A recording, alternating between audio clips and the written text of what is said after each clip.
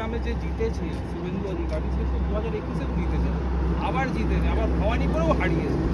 দিদি মানে এই এক্সপেকটেশনে দিদি থেকে ছিল না যে দিদি দুবার হারবে, ঠিক আছে? আর মানে এর থেকে বেশি কিছু বলতে পারছি না। কিন্তু হ্যাঁ, একটা কথা আছে আমার, যেটা দিদি বলেছিল বারবার। একবার স্টেজে এলো, দিদি বলল বিজেপি যদি আসে মাছ খেতে দেবে না। আচ্ছা, পাবলিক বলল ওকে। আবার দিদি এলো, বিজেপি যদি চলে আসে মাছ বিক্রি করতে দেবে না, মাংস বিক্রি করতে দেবে না। পাবলিক বলল ওকে।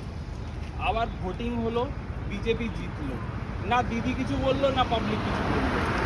এবার আমার বক্তব্যটা হচ্ছে, আমার কথা হচ্ছে, আমরা দিদিকে বিজেপিকে ভোট, ঠিক আছে, মাছ খাওয়ার জন্য বা মাছ বিক্রি করার জন্য দিদিকে যেন তাড়ানো হয়, তাই জন্যে বিজেপিকে ভোট দেওয়া হয়।